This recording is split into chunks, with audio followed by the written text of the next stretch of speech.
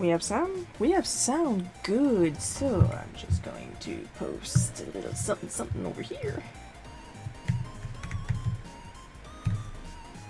Because it's always good to have rules. Hello, if this is your first time here, my name is Shiro. I'm a comic artist. What I usually talk about on the stream is first I talk a little bit some art news. Oh, we already got 4 people. Hello, 4 people. Talk a little bit about art news, whether my own or random that I came across in the past week, and then we move on and I draw whatever comic I'm currently working on right now. Nothing new under the sun. A lot of people still being assholes. But on my side of things, lots of good news. We are now up to 17% on the tour box goal, which is very, very good. We got... Oh, hi, Paul! Speaking of the tour box goal.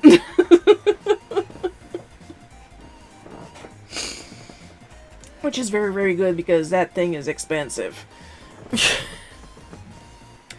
So, firstly, the Barbarian Queen Charybdis closed Monday, I want to say. It's been a little while. Hello, Miss Night Song. Oh, I recognize that icon. You guys can't see the icon on the screen, but that icon tells me something.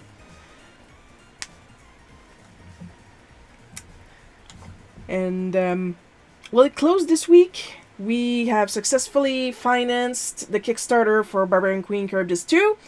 I am actively working on my side of the comics.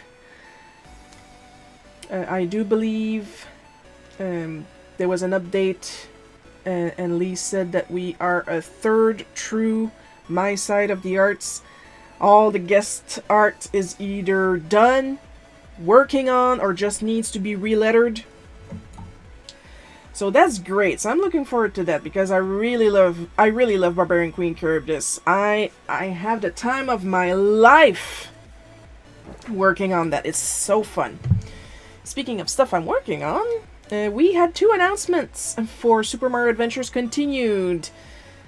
If you follow me on my socials, if you're here, I would recommend that you follow me on my socials to keep up with stuff. If you're new, I'm just about to tell you guys.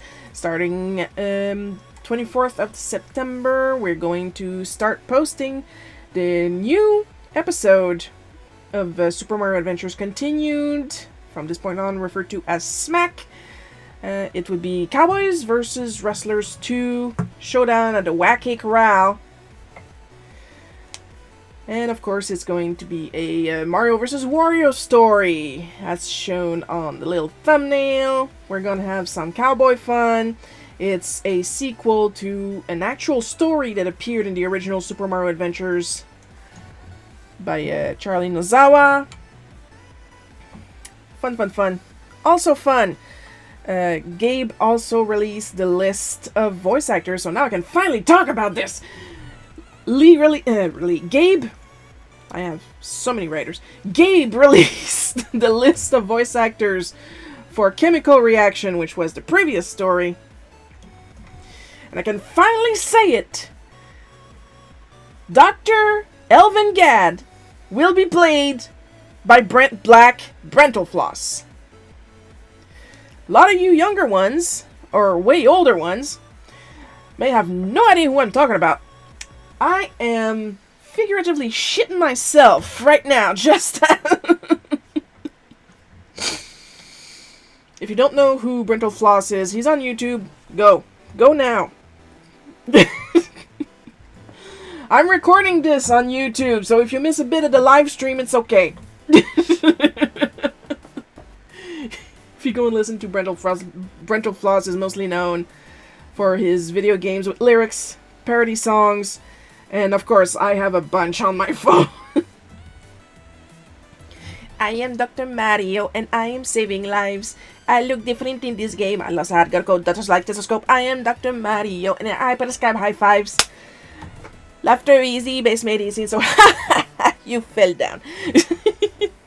I'm gonna stop that because my newest voice actor is going to send me a cease and desist.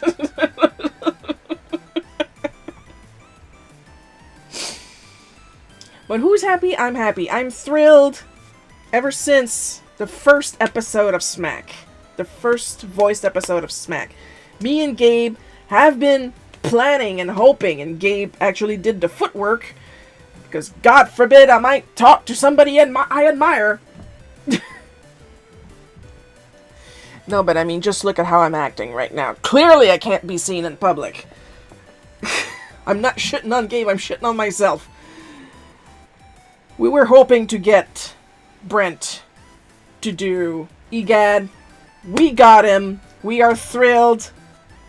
Hyper voice acting, of course, is currently doing all the work, recording the lines and stuff like that. And I am so excited, you guys. I'm so excited. I know that Brent, to do EGAD's voice, I remember, like, there was a Q&A, and he said that he had to pass his voice several times through a voice modulator and stuff like that. So I'm looking so forward to that, because I don't know for you guys, but I get some previews. Gabe will send me some little previews while they're working on the episode, and I'm like, I don't have any right now. We just announced the voice cast. So yeah, I am thrilled. I am so happy. So happy. You guys have no idea. Like, this is a collab dream for me.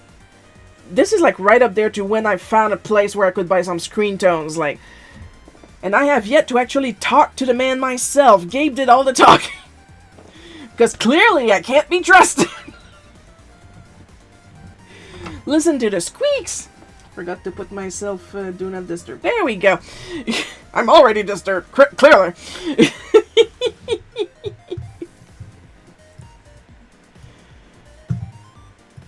So now we are going to move this over here.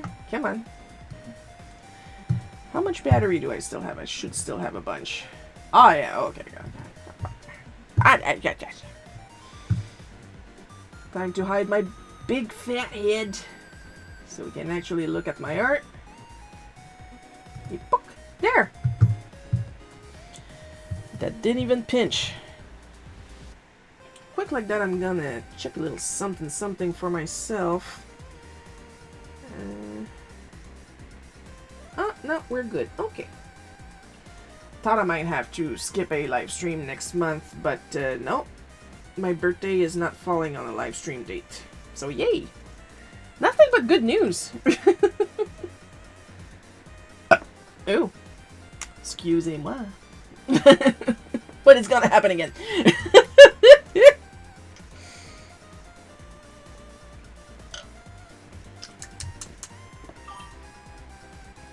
Bono, hi!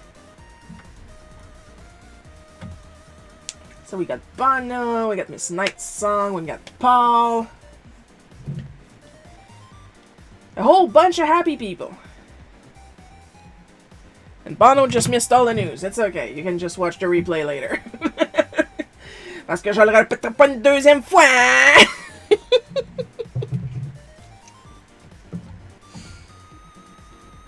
Alright, let's see, where is my... Oh good, it's already on the realistic Jeep and self-tuning version, etc, etc, etc.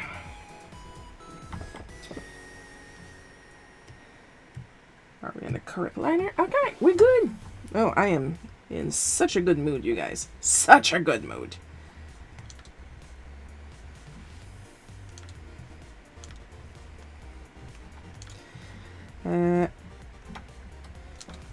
So because I am gonna start working on Smack 11 soon, I think it's fair that you should know that I got paid. So I went ahead and paid a lot of bills, bought some things I needed, and decided to treat myself to a little video game. On sale, of course. And I decided for Tenshi no Ura Angel's Verse. And of course, because I'm an adult now, and I am excessively stubborn. I'm already at the end. It takes me roughly a week now to play and beat RPGs. I've noticed. And like, originally I thought it was because I would put the games, whenever possible, I would put the games on easy mode. But there's no easy mode for Tenshi no Uda. And I'm like, oh no, it's all me, actually. I actually got a little good. Now I am enjoying my time with Tenshi no Uda. And I am trying to remember that it's an old game. And if they updated anything, it would be barely the graphics, maybe. But I don't think they did. I think it's a direct port. It still looks pretty good because it was a direct port from a PC Engine game. And of course it's got those little cutscenes. If you're familiar with video game cutscenes from the 90s, it's that. It's like that one cutscene at the end of Breath of Fire. If you manage to find the secret dragon Agni, I believe, and then you use Agni to beat the final boss.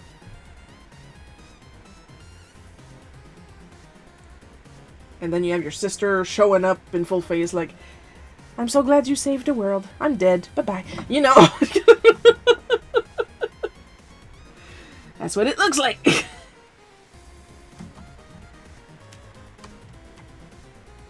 But, sometimes it's a little rough. Not necessarily the battles.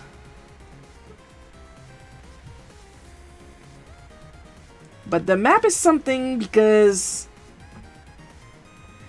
like, some of the names are a little different than in the game. Not all of them, but, you know, one or two. Like, one or two village is not the name that you've been told in the manual, because you do get access to the manual, and that saved my life a couple times. Oh, that's what that spell does.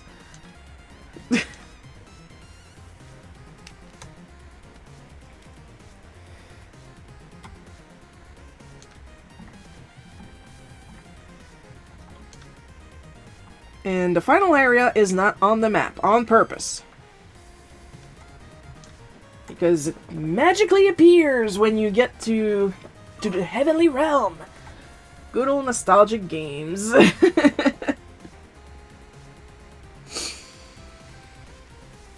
And that's another thing.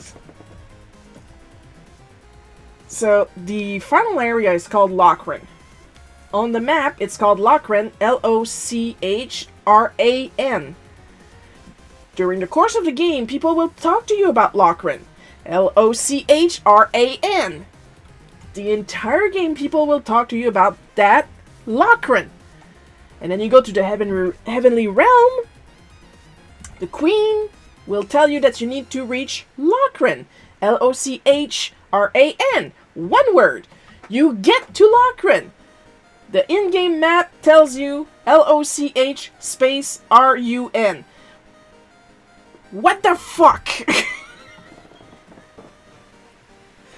What is happening? That is not... How are you... What is...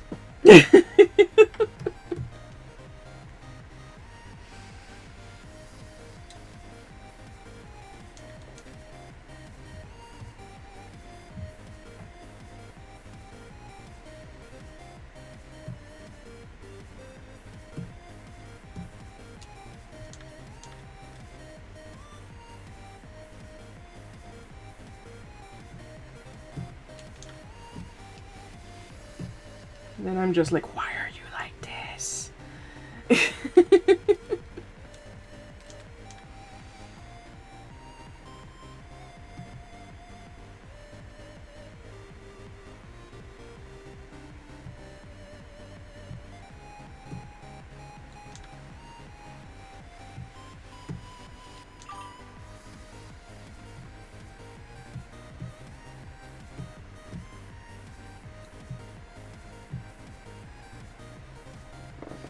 Do y'all remember Pac-Man's True Force video from 2007? My favorite video since I was born. No, I don't follow Pac-Man. The game, or if there's a YouTuber with that name. I do not... Pac-Man's not one of mine. Surprisingly enough, because Mrs. Pac-Man was my first arcade game when I was like 5 or 6. I remember my dad holding me up to the machine so I could actually see what I was doing. And I'm not even sure I was playing. Maybe I was just looking at the demo. I don't know. I was 5 or 6. I'm gonna start claiming that I was a smart kid.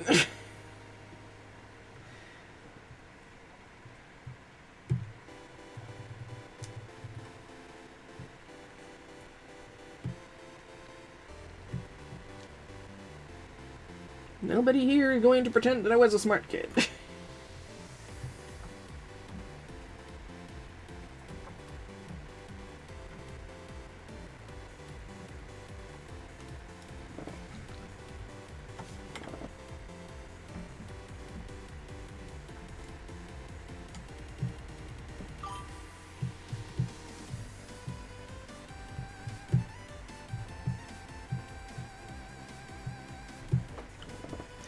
The YouTuber is ZipSnap. Yeah, that tells me absolutely nothing. But that is a me problem.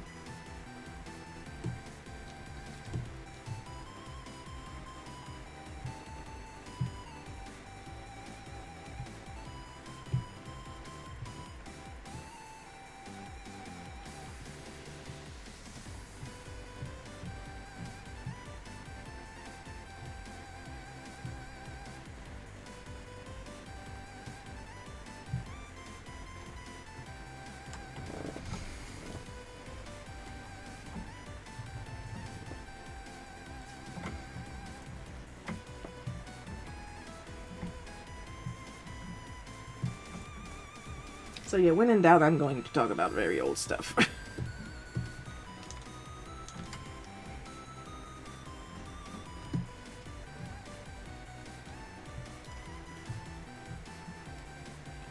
Speaking of very old stuff, back to Tenchi no Ura.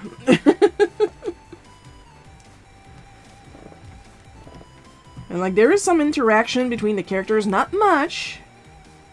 Because you gotta get from point A to point B eventually. But what is there is very funny, and I enjoy it. But there's also the fact that there's a lot of unwanted comedy, like that Lockrenton thing I mentioned. That's not what you called it earlier, you know what I mean?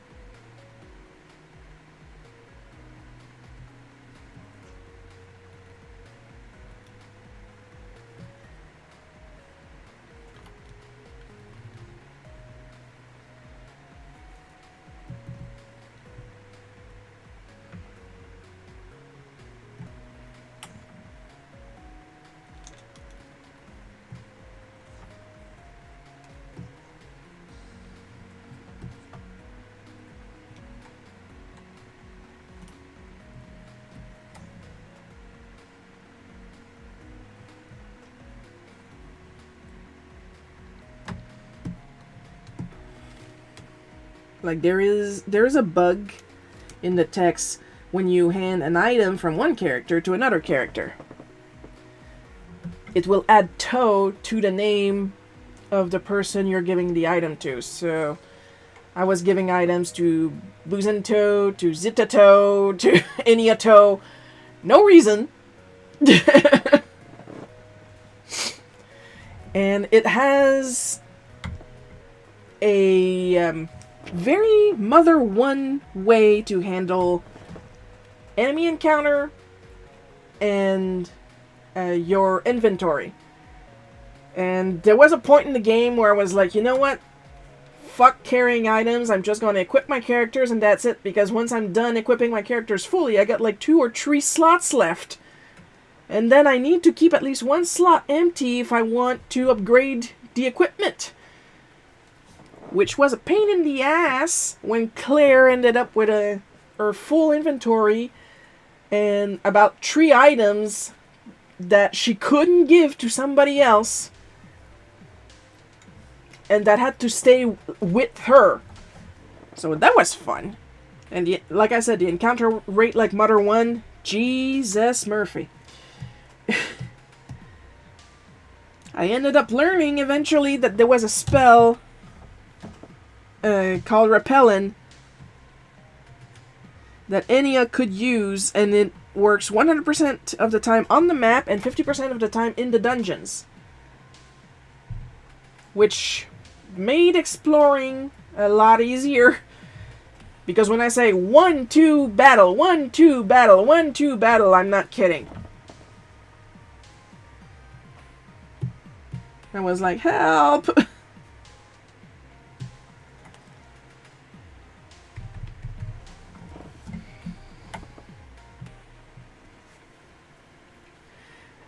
Mind you, it was pretty strong by then, but...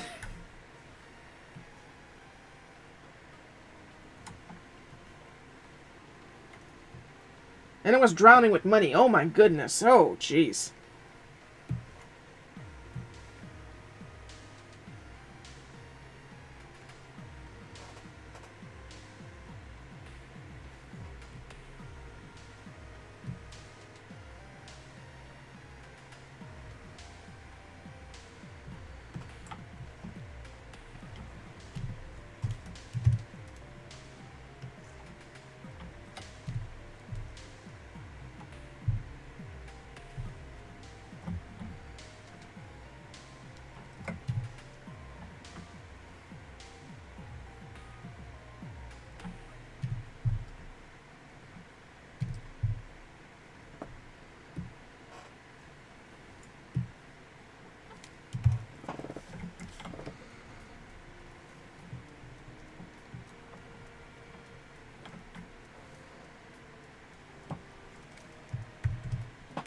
Would I still recommend the game? Yes. Is there still a lot of really weird shit going on in there? Yes. There is a scene. Sorry for spoiling it for you guys. There's a scene where you talk to an NPC and you will turn around and then your characters will panic. Because Kael, who is like benevolently good, which plays against him a lot of times, will tap the shoulder of the NPC to tell him not to do that. He'll get the canal dirty. And the NPC is startled and turns around and pisses on your party. The NPC was pissing in the canal. And Kael was like, hey, don't do that. And he turns around and pisses on your party. And then he gets embarrassed and he runs away. And you never see him again. So I don't know what that game is trying to do. Because sometimes it'll be super serious because of Kael. And pull stuff like this. There's an enemy that drops panties. That's the armor. Panties. It's called Illusory Undergarment. Enya, the cute little girl, who is probably a teenager because this is an old Japanese game, can equip it. And Bunzen, the 107-year-old ancient male wizard, can also equip it. Claire cannot equip it. Claire being your fiancée and a representative of the heavenly realm, so she's basically half angel. What can Claire equip? Another piece of equipment that another monster will drop, called Harlot's Outfit. She can equip the Harlot's Outfit. Where is this game going?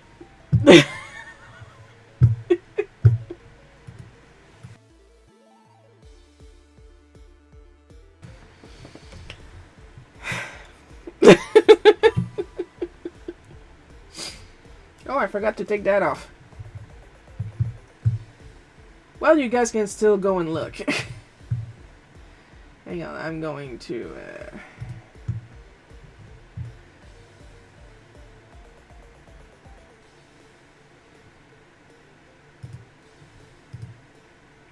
we go.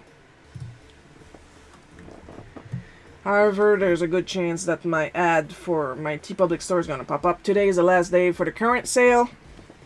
Yada, yada, yada. You know the drill.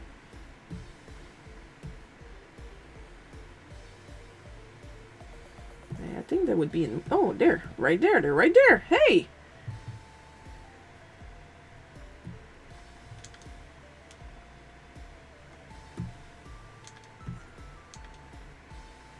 Oh, that's why.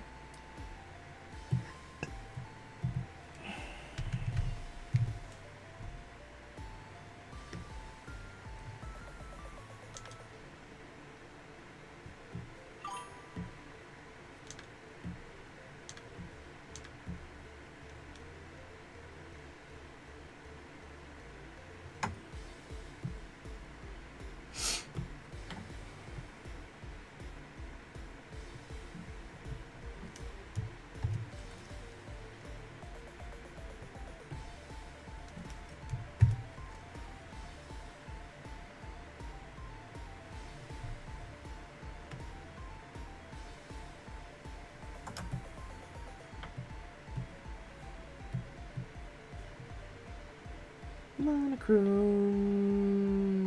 pattern, I believe.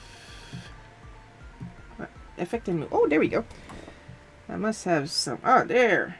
We got some zigzaggy shit going on.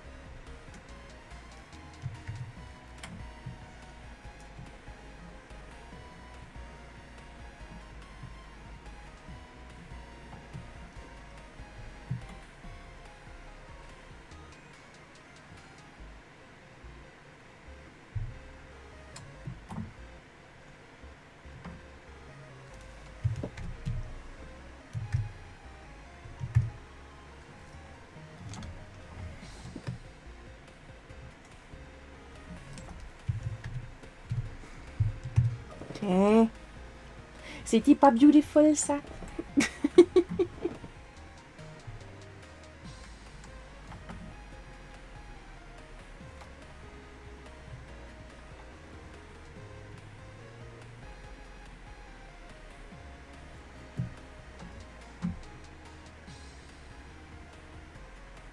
I have a lot more scary background than romantic. That should tell you a lot about me.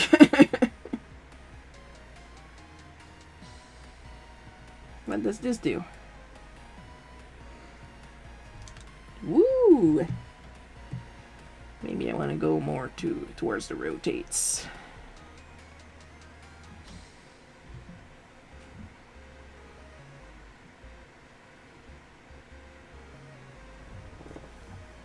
Yeah, this is more like balloons. I don't want balloons. I got some sparkles.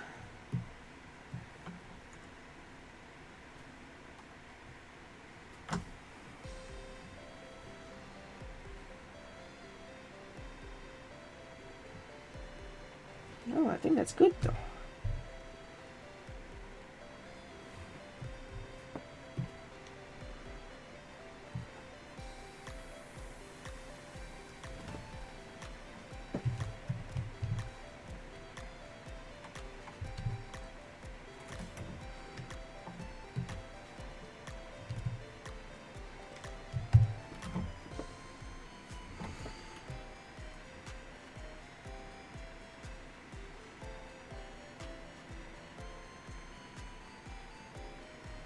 Okay.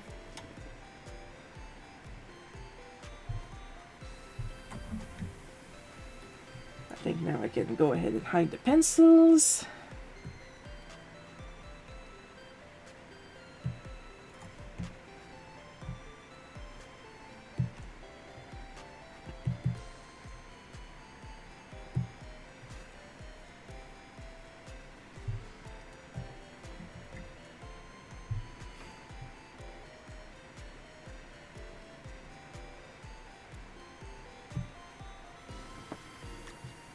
I believe now we can render.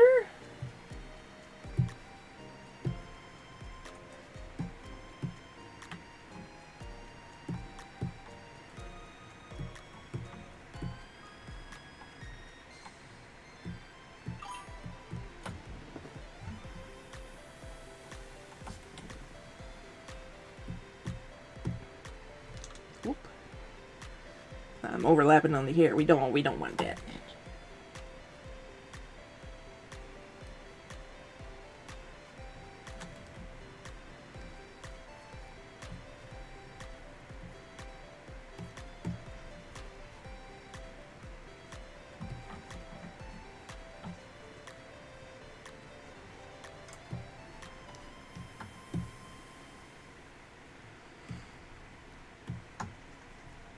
I don't know for you guys, I'm having fun.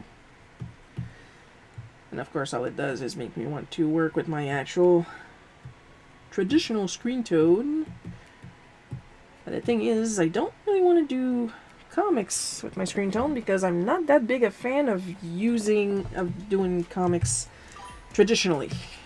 When it's my own comics, I don't say because I know what I want. But when it's somebody else's comics, it's always safer to do it yourself, you know?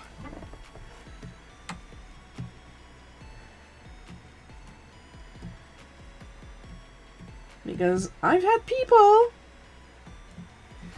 that are like, oh no, don't change a thing, it's perfect, don't change a thing, never change a thing ever in your life. And then when I do the stuff that I can't take back, okay, now change this one thing that's actually super important that you change it. How about you go fuck yourself? How about that? Yeah.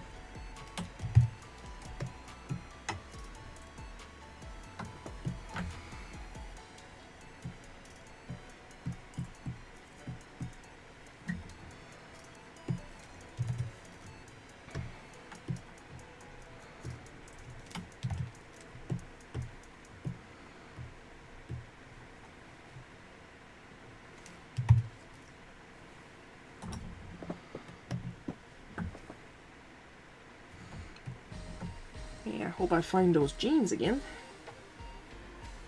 Well, I'm not gonna find them there. There we go. Nice. I like when a plane gets together.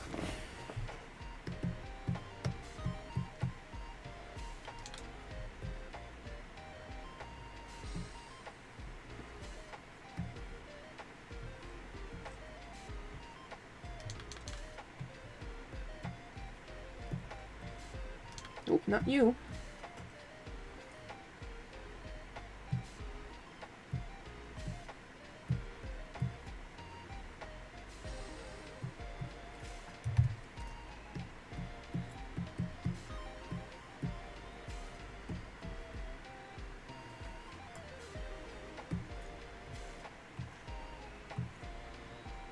I like how seamless it is. Like it's kind of faded on the edges, so there's no like sharp line. I appreciate that. Thank you.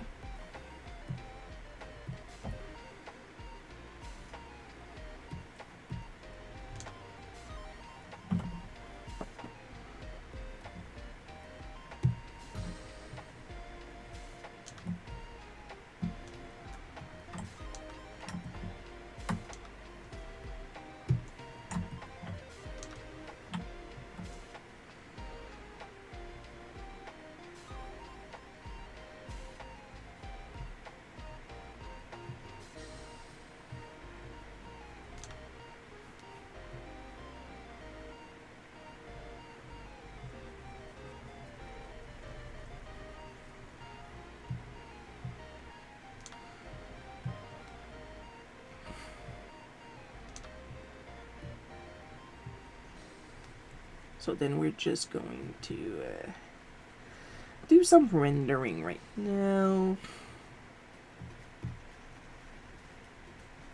For those wondering if Lily is doing okay, Lily is in a great mood lately. Because you guys remember that Lily is ill. What story or comic is fun to do? Romance or action? I like battles. I love battles! I love battles! I love doing action scenes.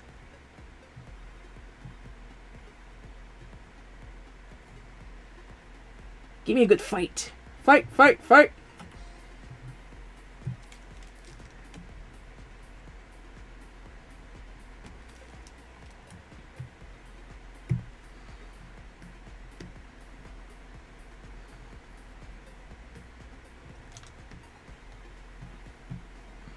That's one of the reasons why I'm so happy with the Barbarian Queen Charybdis.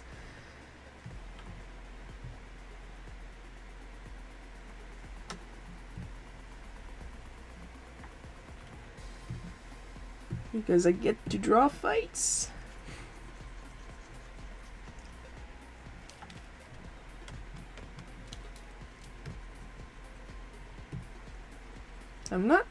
I'm more asked to draw cute stuff than romantic stuff. I don't think anybody really asks me for romantic stuff. And the rare times I do draw romantic stuff, it's more cute than romantic.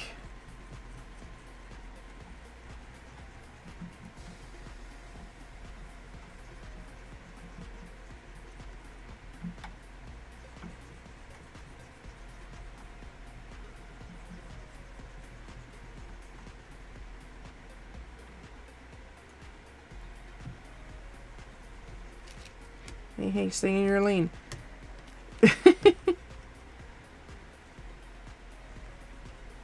Would I want to write a seriously romantic story one day? All I can say to that is you never know. Because it's not... romanticism is not really my jam.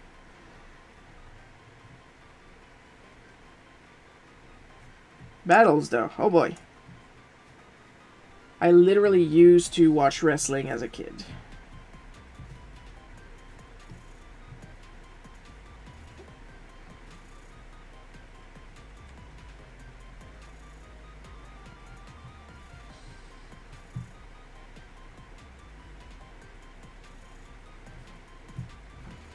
Watched a lot of action cartoons.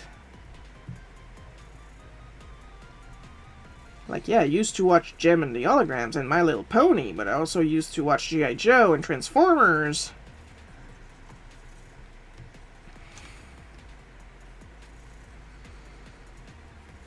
Don't tell Lee I never watched He-Man and She-Ra. Like, I had a paper doll of She-Ra and I have her horse. But I never watched the show. It was probably playing while I was in school, so...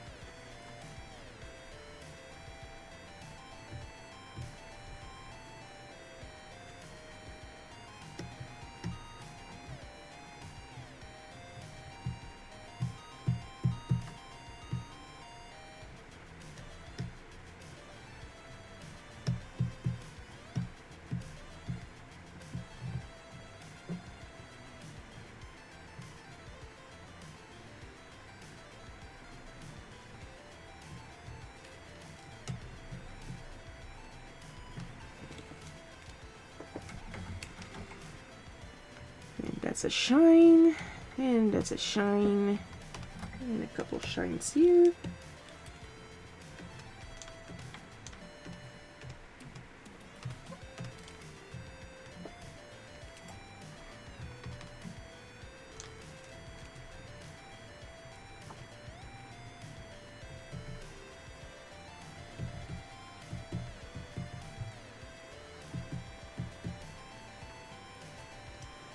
I am scraping the screen tone. Because that's what you're supposed to do if you want some effects. I have yet to really do that because I don't like the texture and the sound it makes.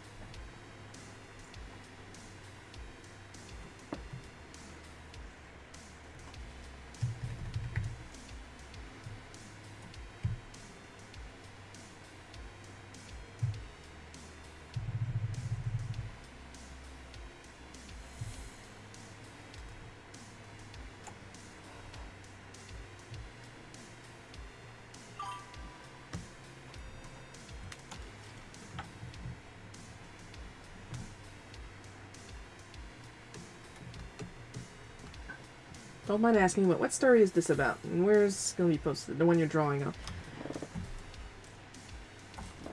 Oh, it's literally just a silly one-shot. It's a horror story. 8 pages. It starts romantic and then Simeon is going to eat her. She doesn't even have a name. That's how important she is.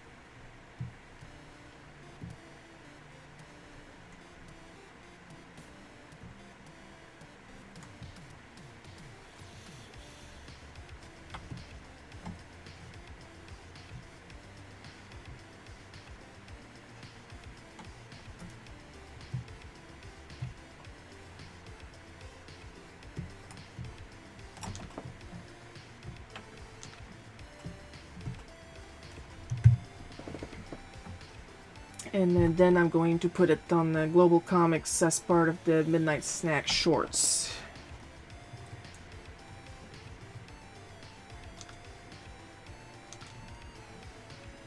As paid content.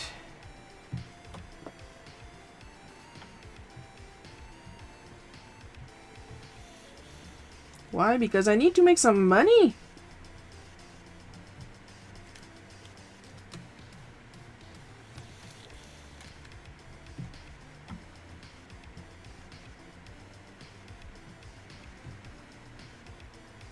I'm drawing all these comics. There is literally a 10-year archive of comics that I drew that is free. I should earn a little money for all this work.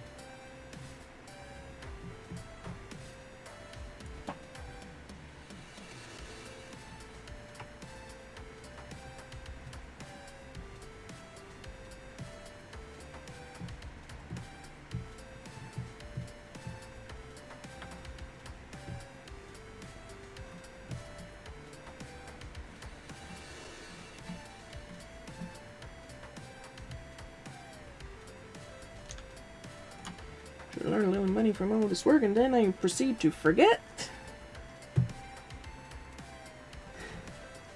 to draw a detail on her fuku.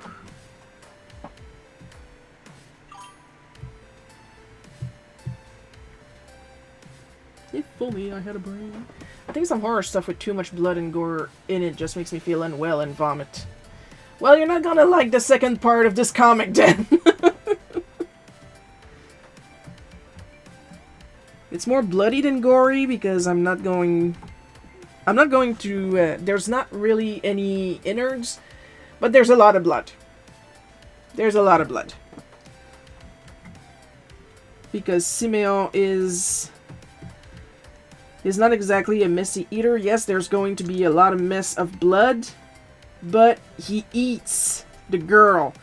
So he's gonna want to keep the innards for himself, you know?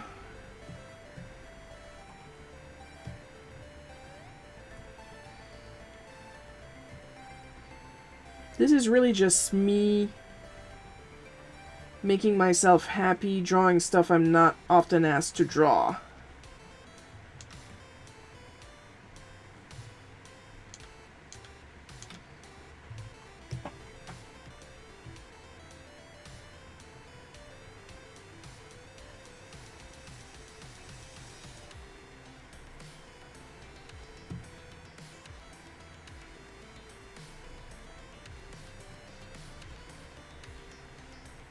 And no, I do not have a gore fetish.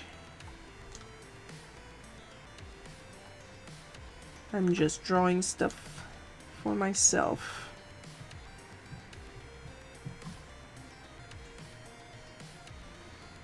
Oh god, speaking of fetishes, this morning I had somebody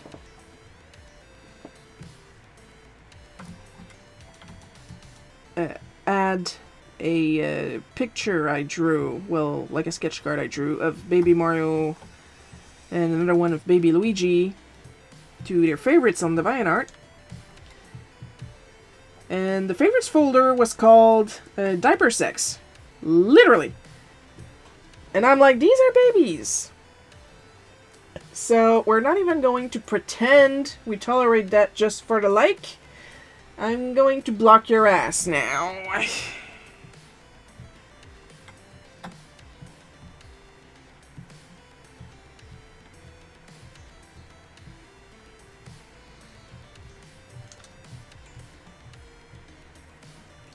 No thank you to the sharing of your fetish, Todney.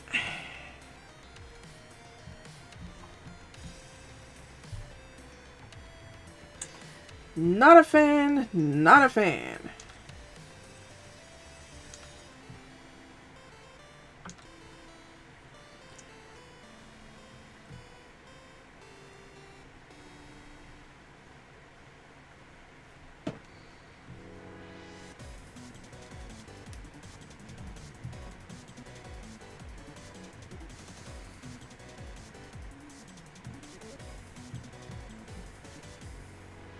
Not because I'm on DeviantArt means I'm the same kind of Deviant that you are.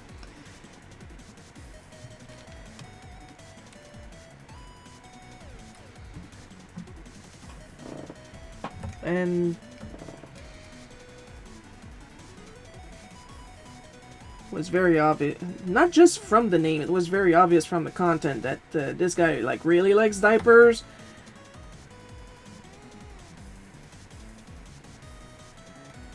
But these two are literal babies? No thank you. You're fetishizing babies. That's not good.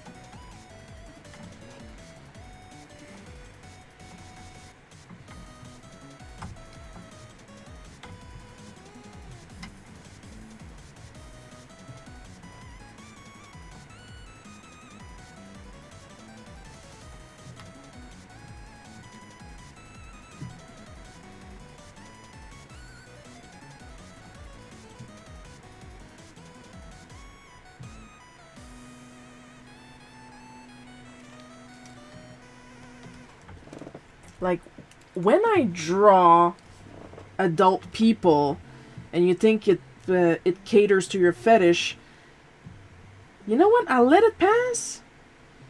Like, I drew a picture of Eve, my character Eve Heaven, once heavily pregnant and naked. That's actually a plot point in the story she comes from. And I have a lot of people that have a pregnancy fetish that added her to their favorites folders. But that's valid. She is a grown woman. She is pregnant. You have a pregnancy fetish. Fine.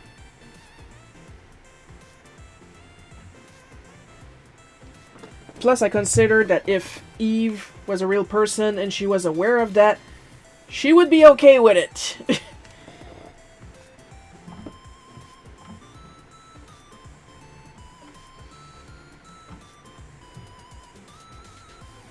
But you gotta draw the line at kids, man. Anybody that can't consent, you know, that's power play and not the healthy kind.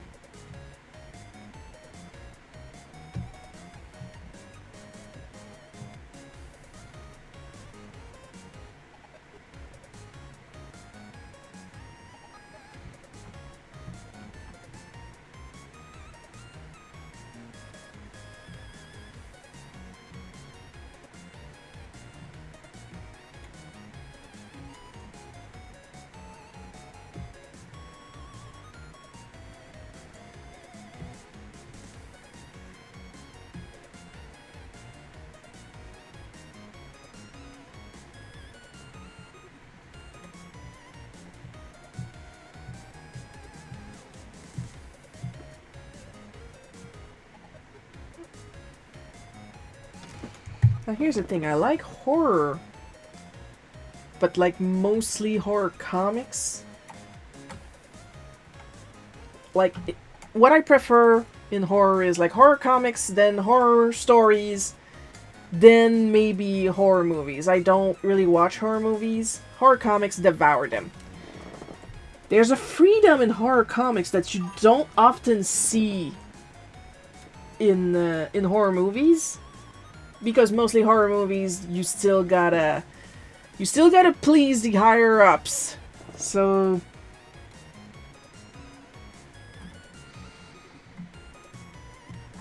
but in horror comics, it's different because a lot of times, like especially in the classic horror comics, there is not really like a house style. Everybody is allowed to draw in the style they want.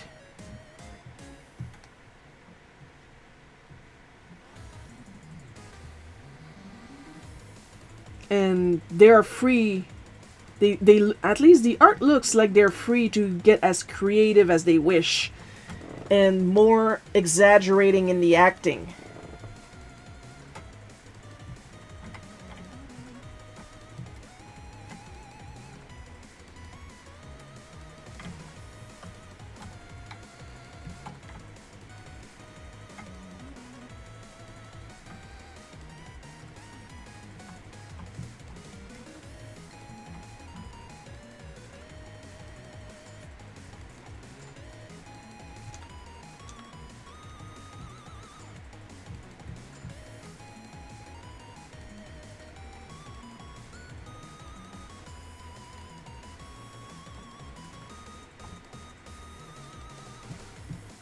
And you don't often see that in more mainstream, like, let's just talk about the Archie house style.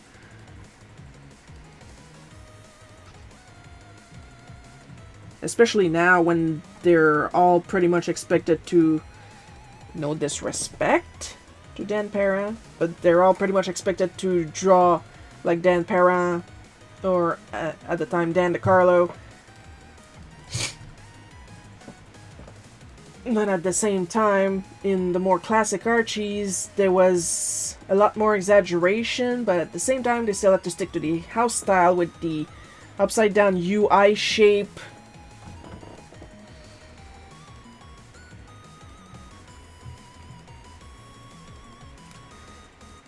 But in the classic horror comics, if you had multiple artists, you had multiple art styles.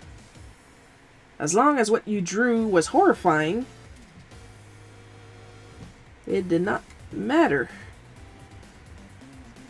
And like I have some horror comics from, I believe, the 60s, where they got like really psychedelic with their representations.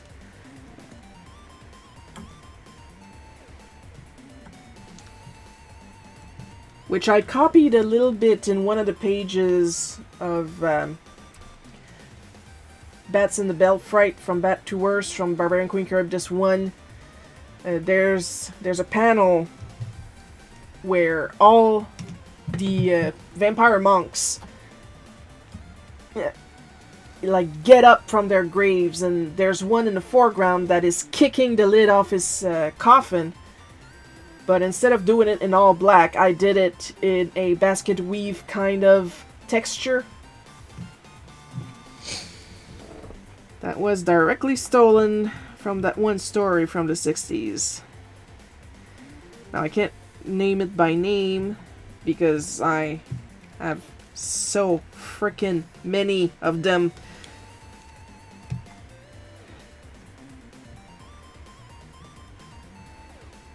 But it was like several faces of the two main characters overlapping on each other, and half the face of the woman was shaded in that basket weave style that I mentioned. And I was like, I want to do that, so I did. That's pretty much how I handle my art. I want to do that, so I did.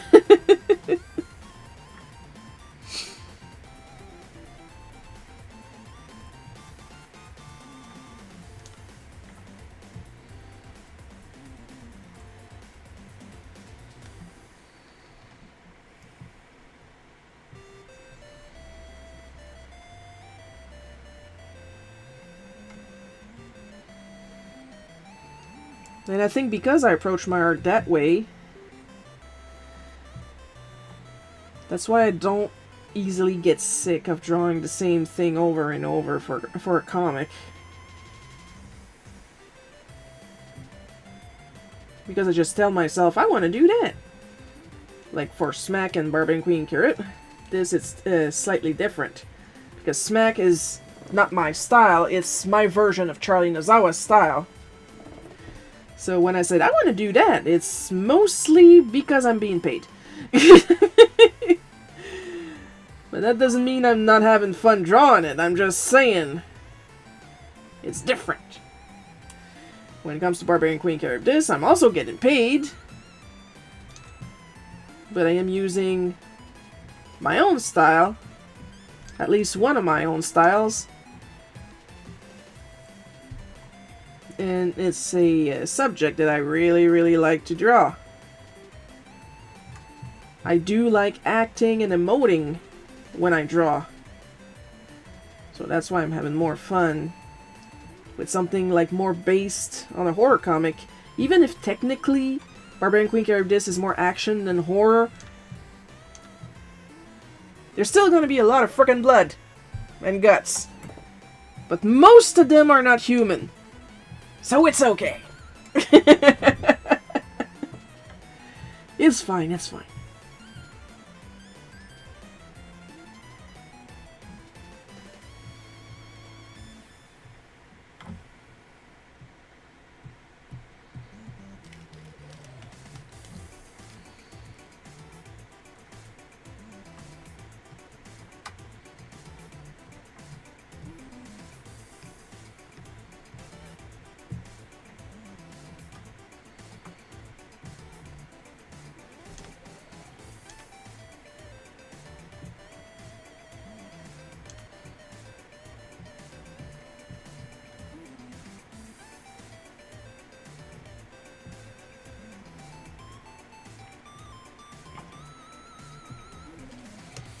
That's the thing. Barbarian Queen Charybdis is more for older teens, I would say.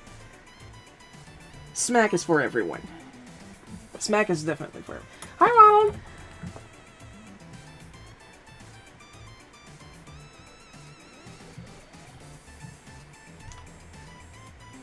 Like, Smack is so family friendly. Even with the way I sneakily draw the princesses, because yes, I'm drawing the princesses sexier on purpose! Yes! And then I complain when people want me to draw more sexy princesses.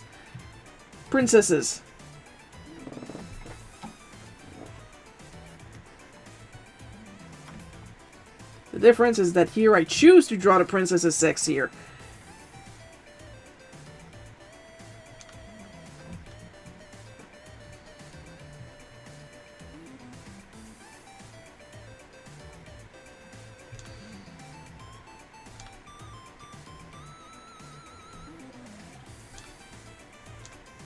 But it's so family friendly that there was a point in No Rest from the Wicked where I really wanted to add a Yoshi saying, "Oh, yo shit," which would have been canon to one of the German comics, which I believe was a German comic about Yoshi's story.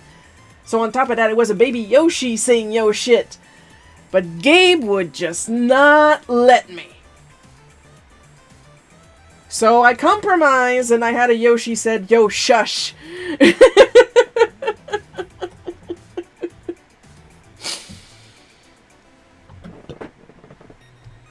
That's how family-friendly it is.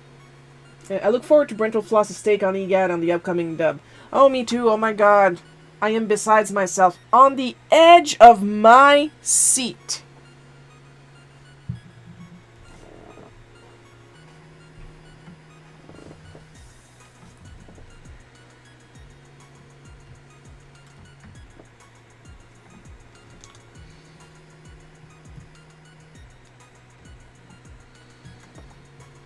Plus, I get previews, so I'm gonna know before you guys, so...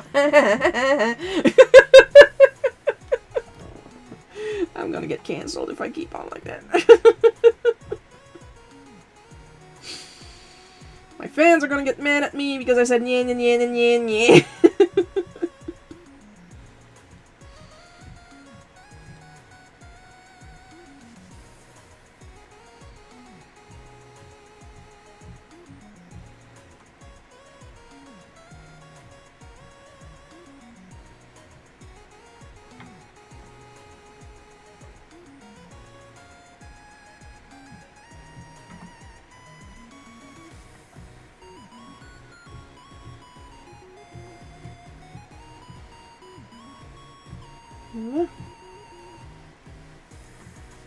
So next month I'm not necessarily going to be reopening my commissions right away. I got a big one that I gotta get done for October. But as soon as I'm done with it, I will be reopening 4 slots of commissions for those for those who are interested.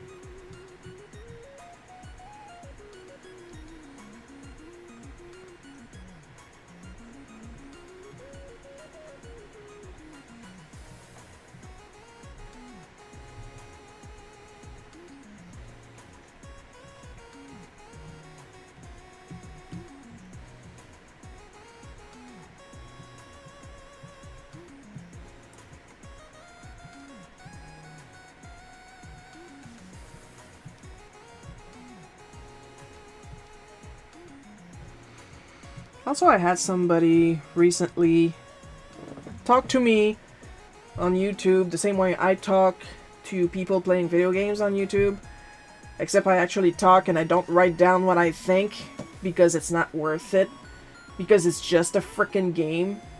Because I'm a backseat gamer on YouTube. I'll watch somebody else play, and then I'll be like, ah, why'd you do that? Ah, why'd you go there? Stop doing that. You're not gonna... I'm not gonna write that down. Like, that game has been played, like, months ago before the video was posted. I gotta stop spitting on my screen.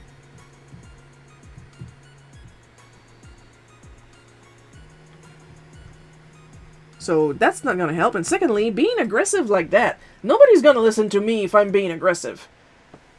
Well, depends what level of aggressive, now that I think about it, because there are some people that do like when I teach them aggressively. But that's a matter of finish. Anyway.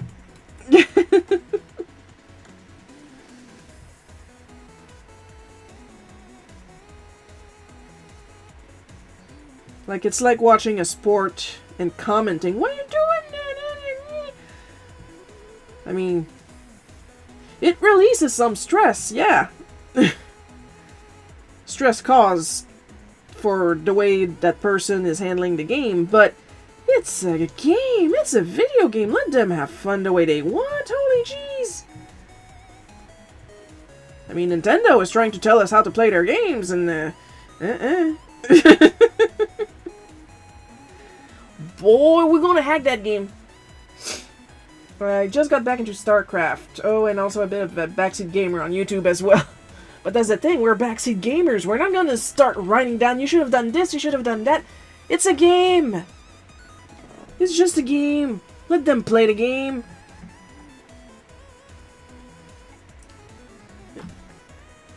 Well, the person that commented, and you better believe I accepted the comment, was like, why are you turning the control key when you put it inside the, it was on my review of an inking nib. Give me a second, guys. There we go. Struggling with my box. The only sport I bother playing is golf. Granted, I'm not the best golfing.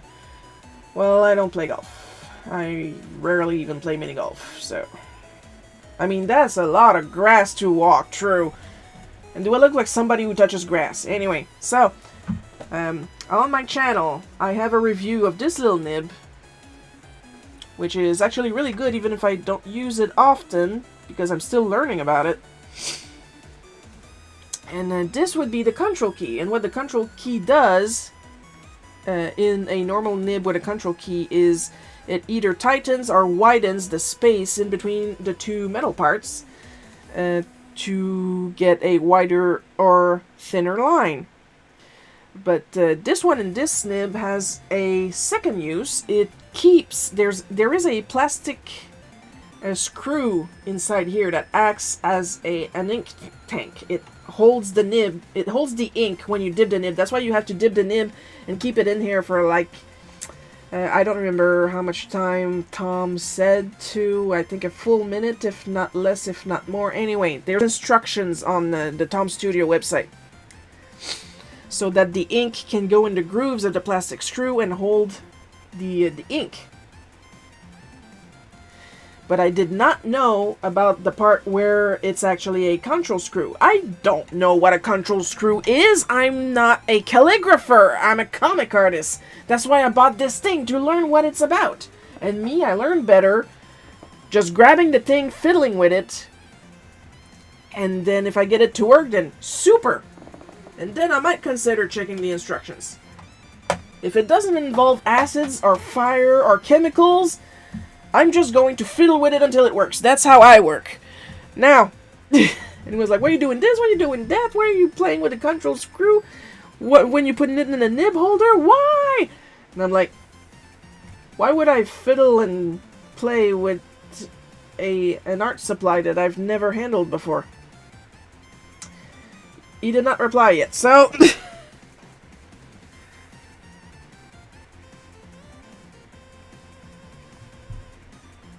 And that's why I don't comment when I'm backseat gaming on YouTube videos. Maybe it's their first time. Maybe that's how they always played the game.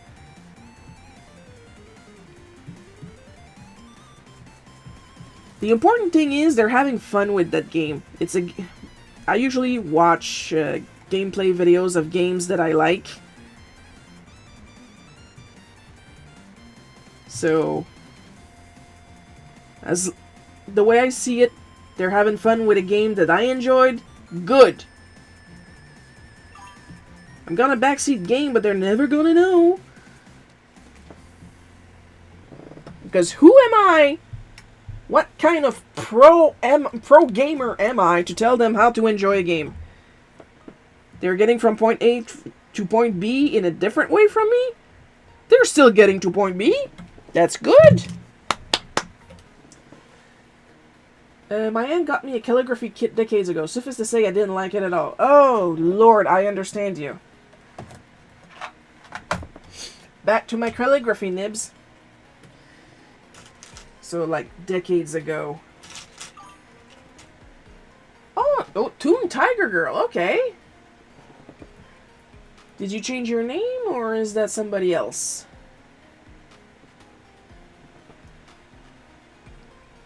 While we wait for the answer. Like, I have a set of Speedball cartooning nibs that I bought, like, eons ago. In the before times.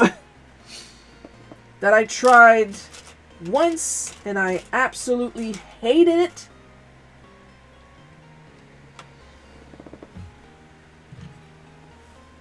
And then, like, 20 years after, I bought this.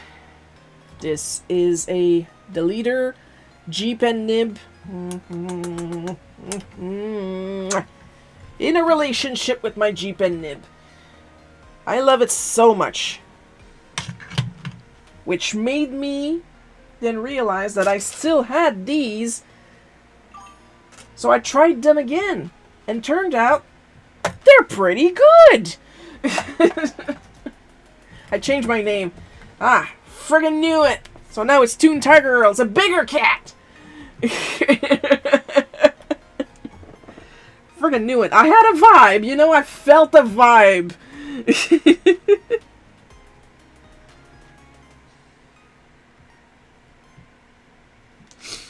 So what I'm saying is, maybe now that you're older, try them again. See if you like it better. Like, I had to learn. I have to learn to pull when I draw, when I write, because I'm so used to pushing from writing, because I'm left-handed. When you're right-handed, you tend to pull your pen as you write. When you're left-handed, you push it. And pushing with an inking nib is a frickin' scratchy nightmare. So now I pull.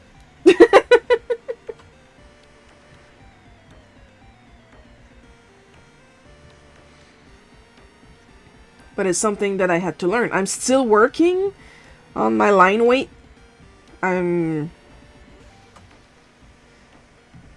This is like half me not knowing when to put more pressure and when not. And half the line must be perfectly even. So yeah, I'm struggling with that. I understand when to put light and weight. I just don't friggin' do it. And this is why I don't write down my commentary when I backseat game. Because it's not necessary and I'm a doofus.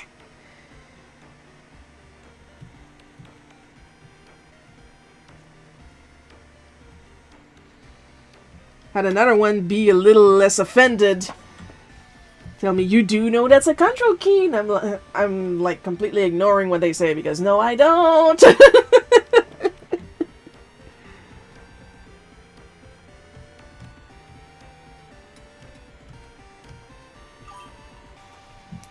Exactly after breaking up with my boyfriend, I felt like making some changes.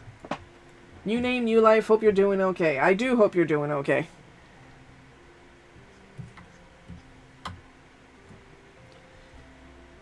Of course, whenever someone talks about breaking up with a partner, I'm mostly like, good riddance to bad rubbish.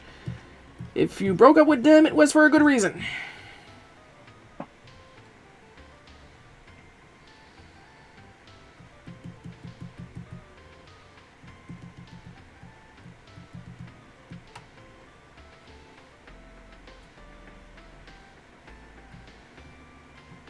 Usually I'm the one that's getting dumped. So, the one time I did the dumping, oh yeah, well, it was worth it.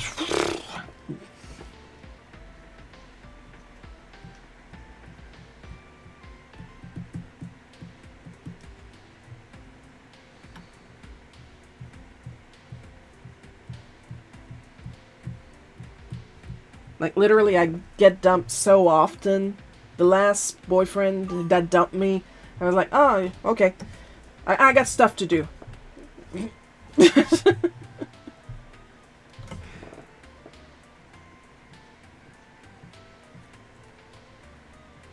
If anything, it clears up my calendar.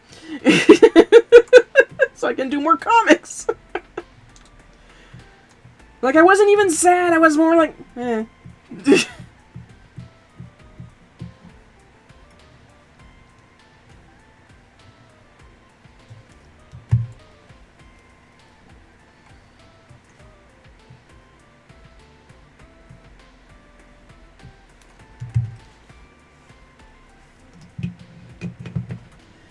I am, in fact, I feel more free. Yay!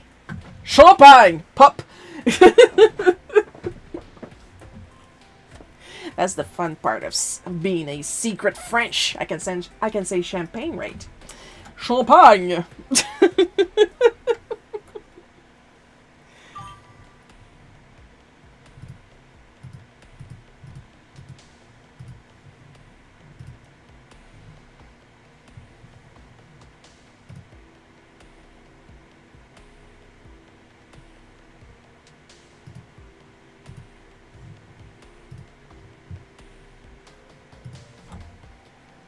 Things I've actually been feeling more free. As free as a tampon commercial. Wearing all white, riding a horse on the beach while playing tennis. Like you're just riding the horse with one hand and holding the tennis racket in the other. That's how free you feel. And everything's white. The sand on the beach is white, the horse is white, your pants are white, the racket is white.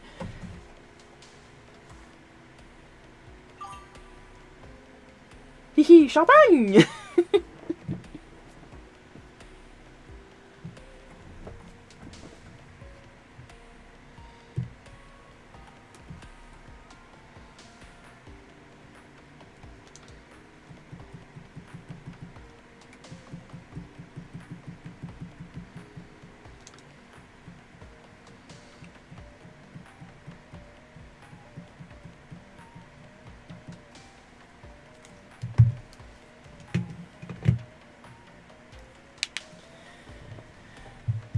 And we still got about roughly half an hour.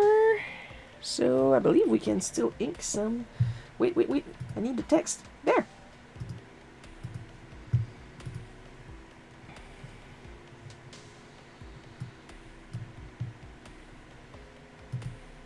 Fence disappeared.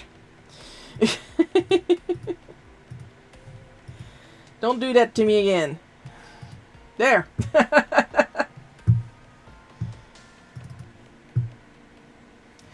But before we start,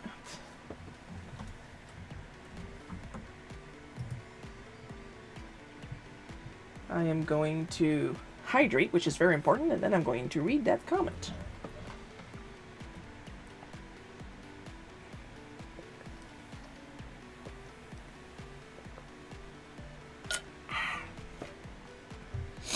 You guys, the way I've been drinking water this morning, I woke up and I was like, I need to fill my tumbler now.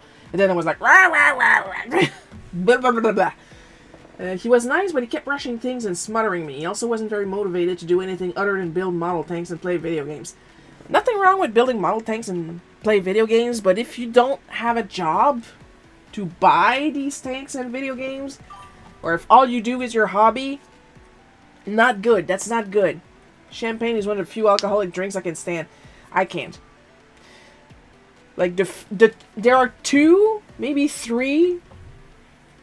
Like, I'm more of a cocktail, non-binary. I do like, Tia Maria. It's basically Bailey's, but without the disinfected aftertaste. It's got a bit of chocolate in it. It's got coffee. You mix it with milk. Very good. Delicious. I like the Berry Blast vodka mix. Comes in a can. It's bubbly, but not the malt version. I like the vodka version. The malt version, it also has a very questionable aftertaste. Other than that, pretty much all, like, wine. Any wine tastes like nail polish remover to me. Beer tastes like hot cereal that isn't supposed to taste hot. Like hot cornflakes. That's not supposed to be hot, okay? I do like Lion's Mane, but about this much. And the can is this big, but I like a sampler glass of Lion's Mane beer. That's good. But above that, that's too much beer for me, and I'm like, so, like I said, I'm more of a cocktail person because I do like mojitos. But the one mojito I ever had in my life that was actually alcoholic was a slushy mojito. They served it to me in a margarita glass that was the size of a friggin' soup bowl. Took me all meal to sip on it. And by the time I was done with the meal, it looked like I never touched a friggin' mojito. That's how much mojito there was in that glass. And it was a slushy mojito, so I was like eating ice cream. Through a straw. Was delicious, but God, it took forever.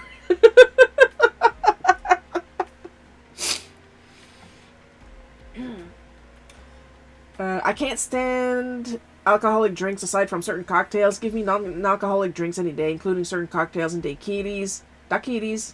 I always say daiquiris. Sorry about that. Exactly. Also, he didn't want to attend college because he was bullied in high school. I was bullied in high school. Just gonna read the other comment here before I get on my soapbox. Most booze just burns my throat or makes me sick. Understandable. I love sweet cocktails like gin has. I have no idea what that is, so I'm gonna expect a little recipe. But that is a stupid ass reason not to want to go to college. Slushy mojito. Yeah, that's a thing. That's a thing I had at a steakhouse. I had no problem eating the giant steak bigger than my face, but the mojito couldn't finish it.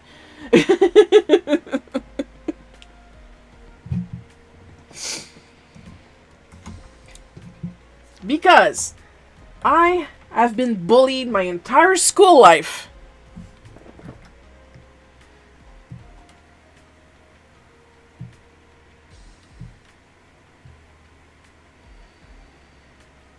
So I find it a stupid reason, because I have been bullied in elementary school, I've been bullied in high school, and I have been more passively bullied in college, and even by one of the teachers there. But I still went to fucking college, even if it was just one semester. I quit because I was being bullied by that one teacher. But the bullying from the other students didn't even super register at that point, you know, because I was so friggin' used to it. Like, it didn't even register to me not to go to college because I was being bullied by other kids. I know, right? You'd think a guy from a military family would have more of a backbone. Exactly. I still went to school every day. I'm 5'2". I wasn't even fat back then. And I'm okay with being fat now. Oh my god, I'm probably traumatizing Lily. She's under my desk, and I'm all mad. I'm sorry, Lily, you're not in trouble.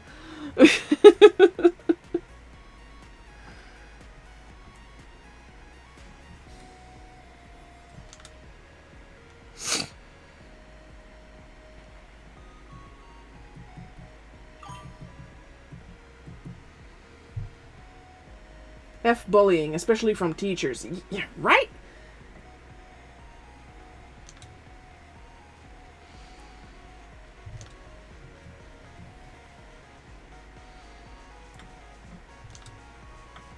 But like by the time you're in college, you're older.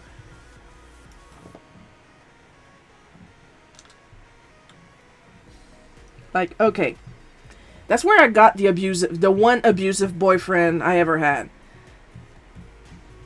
And during a trip with my art class, I was left alone in the dorms.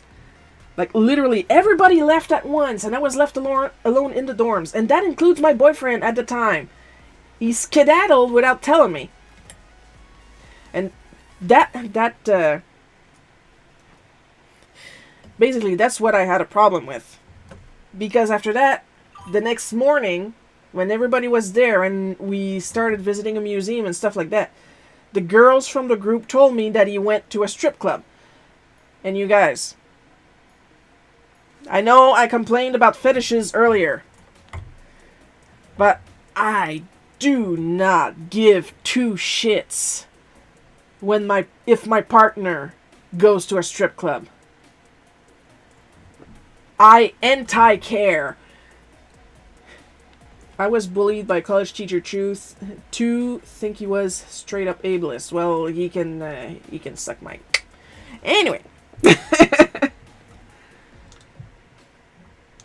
And they were insisting. Like, they were following me around. Your boyfriend went to a strip club. Your boyfriend went to a strip club. And my boyfriend was like, I didn't go to a strip club. And I'm like, I don't care. I don't care. And after a while, I was so fed up. I actually went to talk to my boyfriend. And we're talking, okay, 18 to 20-year-old girls here. Okay? Not even barely teenagers. Okay? Young adults. And he kept saying that he went to play pool. And, like, I can't stress enough how much I don't care. Just the fact that he abandoned me, you know? So I went to him and I said, so, did your pool game have a lot of nice balls? Now, for context, this conversation happened in French, so instead of... Balls in English is a euphemism for testicles, but balls in French is boule, and that's a euphemism for breasts. And he said, I keep telling you I played pool, I didn't go to a strip club. And I said, I know, I don't care. The girls just won't leave me alone until I tell you something about it. Even if you did, I don't care.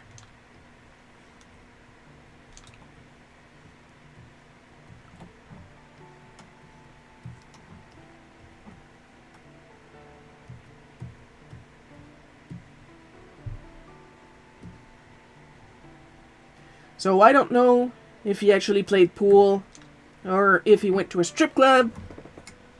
I don't care. I'm not going to pull out a Ouija board to ask him. A teacher of mine in college blackmailed the students to clean her place. I refused and got a cut in my grade, but at least she never asked again. That's frankly illegal.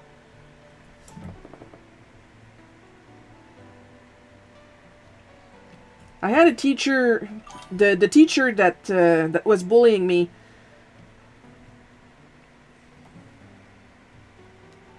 She screwed over one of my exams, basically. It was back in the time when they had this thing called la taxe à l'échec, the failing tax. Every time you would fail a class, you had to pay some money as punishment for failing the class. You had to pay a fine for failing. So the first time around, I failed 2 classes. And one of them was the video class. And at first I didn't understand, and I thought, well, I'm not the type to study, so maybe if I study, I'll do better when I redo the class. So I redo the class, and I'm like, I don't understand. I remember this stuff. This stuff is really obvious. And I did the exam where they had you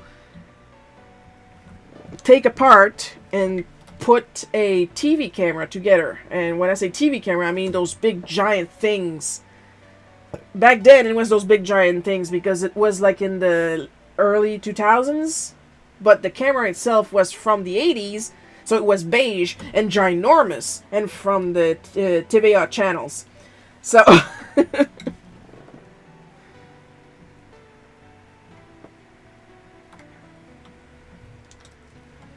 So I do that, I take it apart, and when you take it apart, you were supposed to name the step of what you were doing, and the piece that you had in your hand, which I did, and I know that I named all of them, and none of it was in my head. I said everything out loud.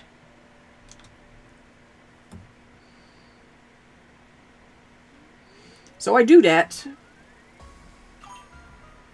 and when we come back to class, I happened to glance on my exam sheet because while you were supposed to say those pieces out loud, the teacher was supposed to write them down, and I saw that she hadn't written down half of what I did. Half the page was completely blank, so she was failing me on purpose so I would pay more money for the taxe à l'échec.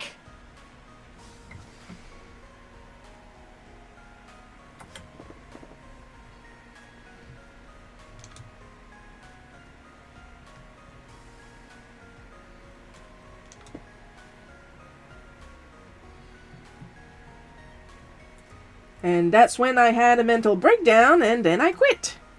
It's that easy. But do not want to go to college in case you get bullied? That's up to you, bro, at this point, you know?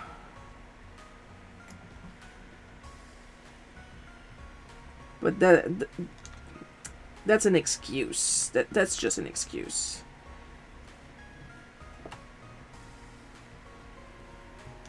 Plus now I know I'm neurodivergent, and that pisses off. Just the fact that I can breathe air pisses off the neurotypicals. So, gotta go. It was fun to see you draw live show. See you later. See you later! Have fun whatever you're gonna go do. The teacher I had was for medical billing. I was struggling, and rather than help me, pointed at me saying, "We're not moving forward until she finishes."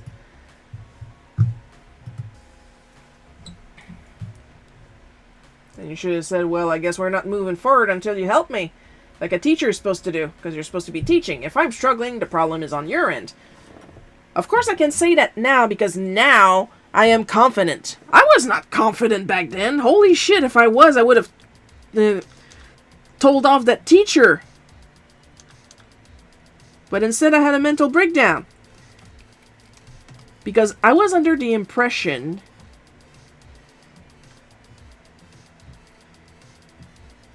that I was failing because I was stupid. When in fact I was simply neurodivergent. But of course, when you're diagnosed in the 80s and you don't have a penis, I was instead diagnosed as a genius. Clearly misdiagnosed.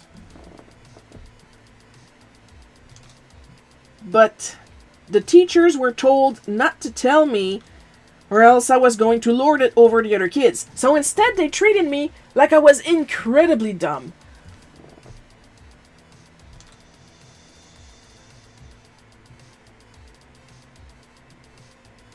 I'm not incredibly dumb either, I just don't learn well under screaming.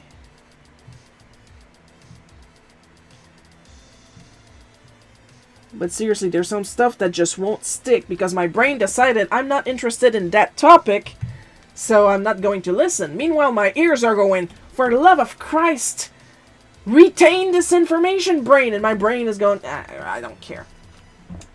I'm going to be attending a birthday party on September 5th, so I may not be able to show up to that month's color challenge. It's for my mom's elderly aunt. Alright, tell her happy birthday for me.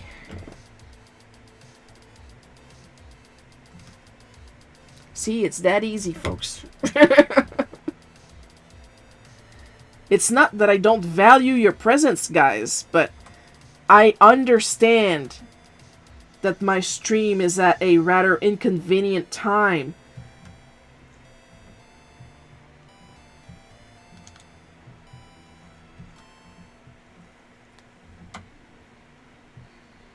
So, it's always special when you guys do have the time to come and see me. And I appreciate that. But if you don't, you don't, and that's that. I'm not gonna hold a grudge over it. Like I will hold a grudge for a lot of things. That's not one of them. I don't learn well under screaming either. Something neither one of my parents never learned.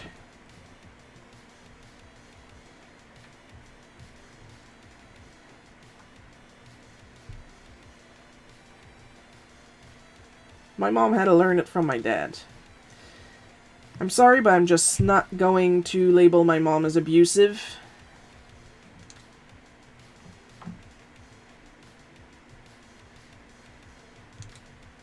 Because she was doing what she learned from her mom, which had abusive tendencies, that she learned from her mom. And I'm the product of a teenage pregnancy. My mom got pregnant with me at, if I'm not mistaken, 17. And then she had me at 18. Or was that 19? I think she got pregnant with me at 18, had me at 19. Either way, teenage pregnancy.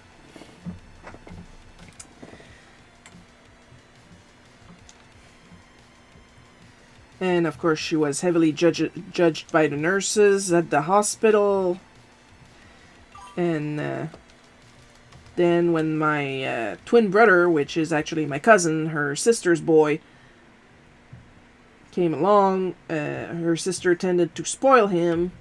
And my mom was afraid that I would grow up to be like him. So she was strict and she was screamy because she thought that's what she was supposed to do. And then after a while, my dad, like, held her by the shoulders and said, "She's just a kid," back when I had pronouns.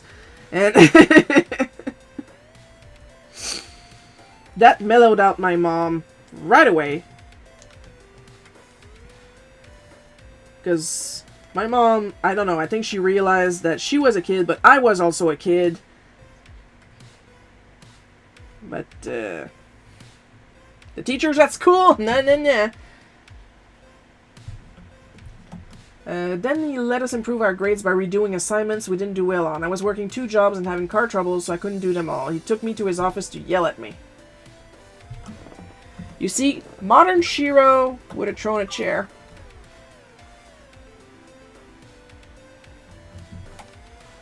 Modern Shiro is done with everybody's shit.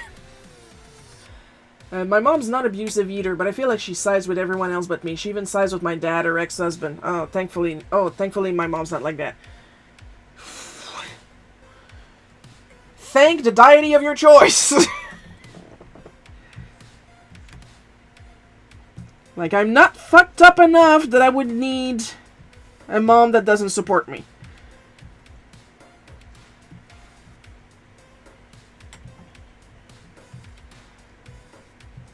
Like, we're both gremlins. She got diagnosed a couple of years ago with being ADHD, which I've been telling her when she thought she was getting Alzheimer's.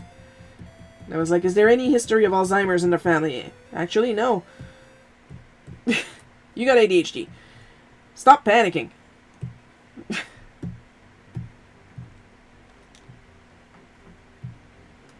Now, I'm raw dogging it. Mom has medication, and it doesn't seem to have done any changes.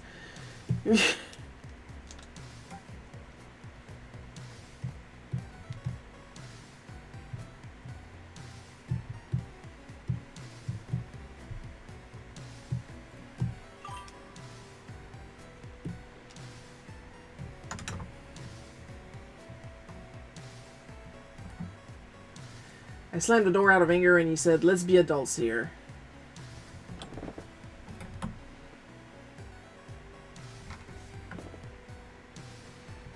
Well, if your dad said let's be adults here after slamming a door, it's possible that during the argument he was not being an adult.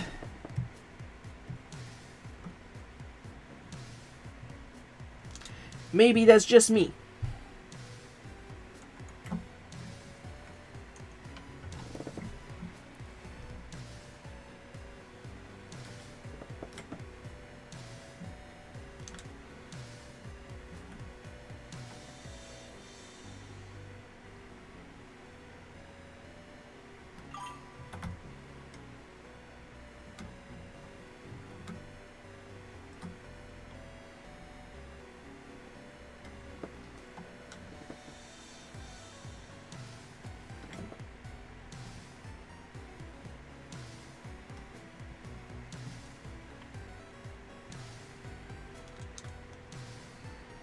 I do feel that knowing that I have ADHD made it easier for me to handle my feelings, because I am a very reactive person. But actually knowing that, and why I'm a very reactive person, I feel it helps me be less reactive. In certain settings, because sometimes there I do want to be very, very, very reactive.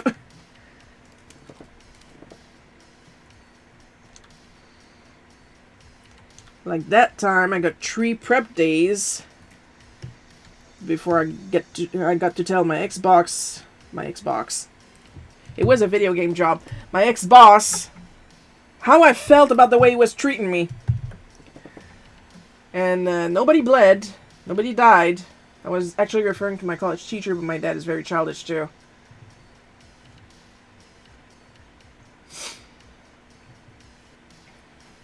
Yeah, they tend to do that. My dad, bless him. My current dad, the good one. Love him, but he is so susceptible. Oh, goodness. Every time I think I'm susceptible, he will show up with his trophy.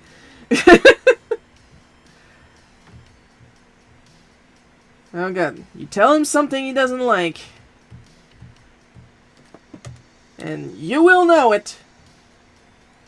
The man will sulk.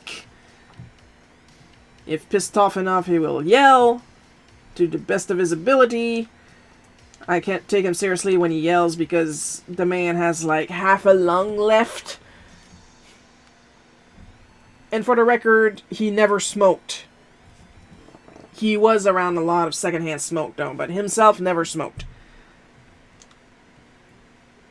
So when he tries to yell, it's, there's not a lot of decibels.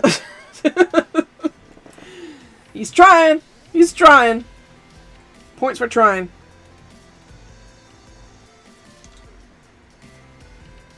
Then we just have to sit there and wait for him to feel better again. And how does he feel better again? He antagonizes mom, she gets mad, and then he giggles. And once again, he has half a lung left. So when he giggles, it's really cute.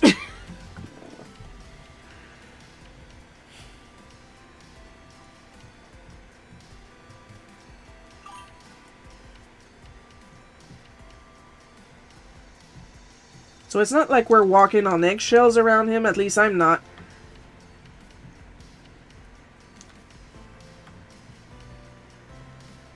But sometimes it's really tiresome with the threats. It's my house, I can kick you out. Alright, go ahead. Waiting. Any minute now.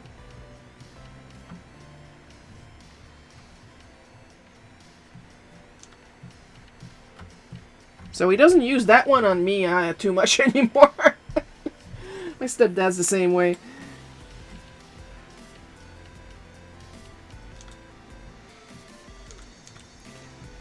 Like the dad I portrayed on Bootleg Cookie, that's the same guy.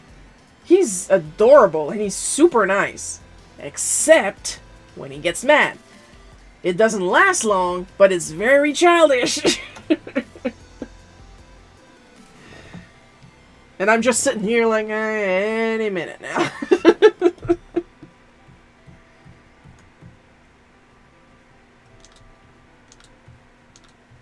I mean, what is he gonna do? Wheeze at me?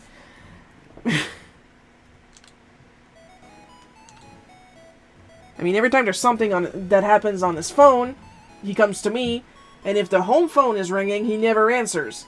In his defense, we're plagued with scammers, so he's actually doing the right thing. So if he really wants to kick me out, what's he gonna do? Hand me the phone so I can call the cops to evict myself?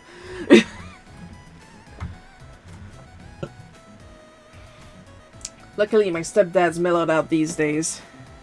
Yes, stepdads tend to mellow out more often. Like, my dad is my stepdad, and like I said, he's actually, like, 90% of the time, he is a sweetheart. And then you tell him something about whether he should have done something one way or a different way, and roar! That's about as loud as he's gonna get.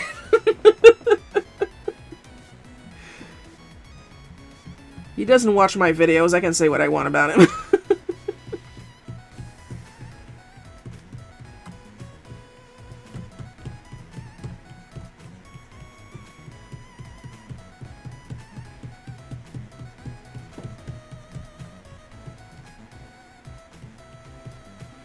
But he is the one that mellowed out my mom in the before times when I was young.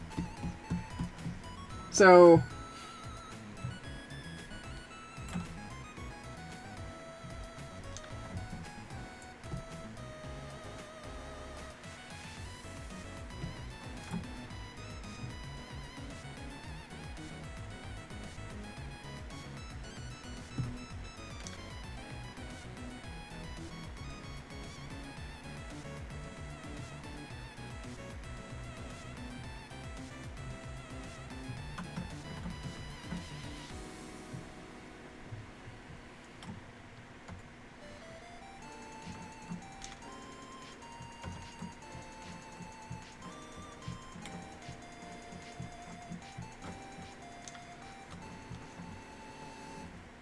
sometimes you gotta take the good with the bad. Am I saying that I'm a perfect person? Oh lord, you guys, I shit talk myself so much.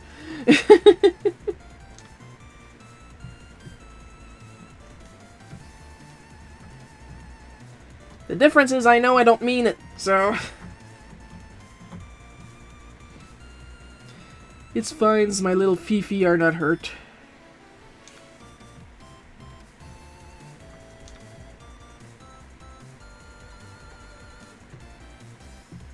I just know what kind of person I am.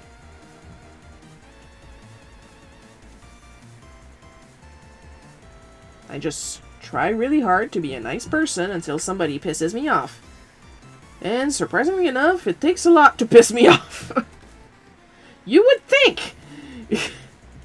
Oh, it took nothing to piss me off when I was young, but now? Like, it's gotta be really specific.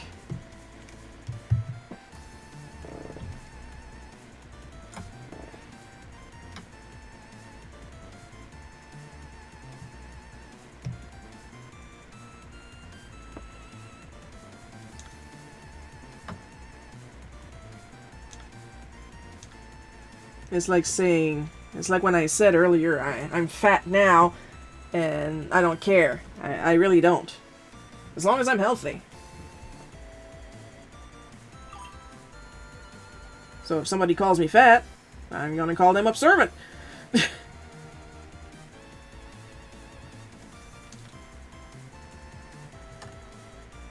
Still do a bit of exercise every day.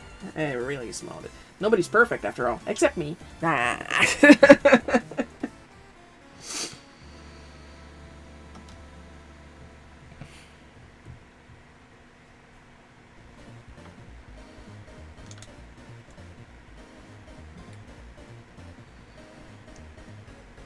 But there are sometimes, like, teachers that bully, like, sir or madam, fuck is wrong with you? You're supposed to be the adult in this situation. You've been an adult longer than I have. And in a lot of those situations, I wasn't even an adult. Let's keep in mind that I entered college at age 16.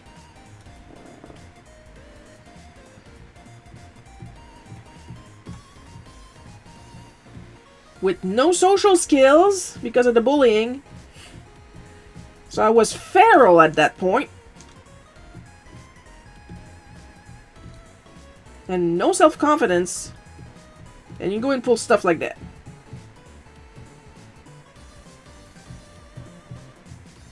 Nowadays I still have like a lot of behaviors that stem from that like no confidence thing. But I react differently. Instead of being, oh, okay, I just sit there and I go, oh, I gotta see where this is going. Like, I don't say anything, I just wait to see if they're going to fail themselves. Like when I get scammers trying to go for my feelings, and I'm like... The last one that tried to go for my feelings called me baby. Trust is a two-way road. Like, I have to trust you, baby, as much as you have to trust me. And I'm like... Why the fuck would I trust you? You're a stranger. Stranger danger, help! I'm 43, don't call me baby.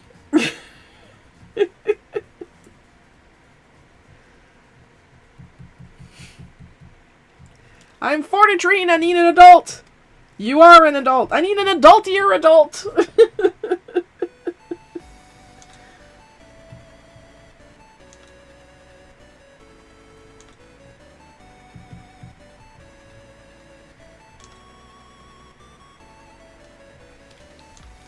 You draw like shit. Well, I'm gonna have to get better eventually. Yeah, there's some stuff that I still friggin' struggle. A lot of stuff that I still friggin' struggle. That doesn't stop me from drawing. Why don't you use AI? Fuck you, fuck you, fuck you. I enjoy the process. I enjoy learning to be better at something. I do not enjoy filling in research prompts like I'm doing Google all day. I don't want to Google all day. I want to draw. I like to swish.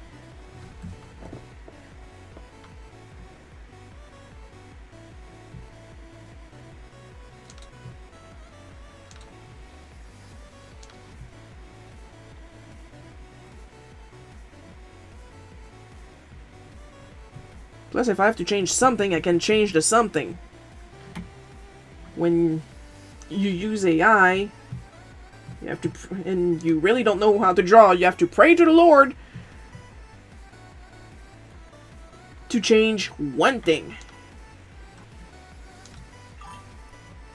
And you can't, because the AI will just generate an entirely new image, and then you have to count on how well you can lie your way through that.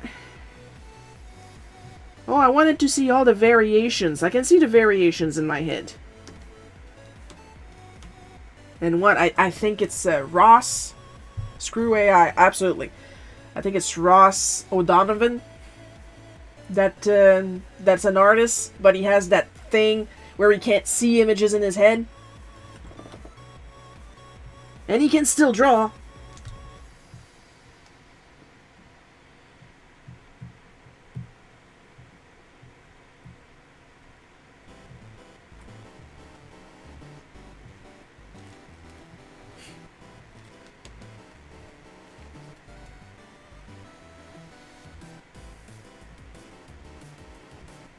And with that, we are done for today.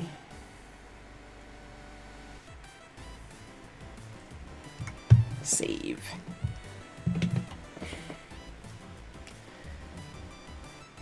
This is going to take forever.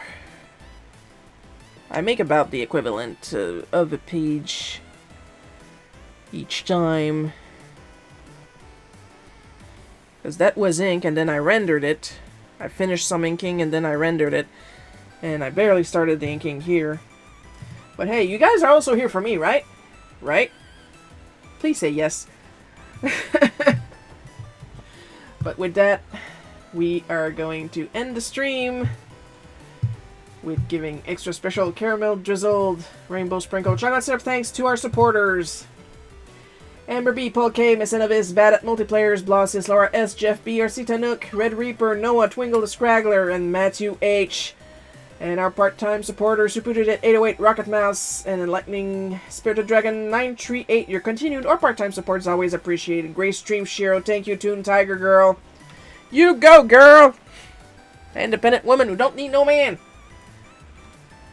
Next live stream is going to be... Mom just called me. I'm going to call her back as soon as I'm done here. It's going to be, yeah, next Sunday, August 30th at 1 p.m. Eastern Time. That's my time, not your time. Maybe your time. I don't know you. I don't know your life. Hope you guys had fun watching me draw this. A lot of fun drawing it. I'll see you guys next Sunday. Thank you for a great show, Shiro. Thank you for being there, Paul. Thank you for being there, Toon Tiger Girl, and everybody else. And I'll see you guys next Sunday. I love you all, and bye-bye.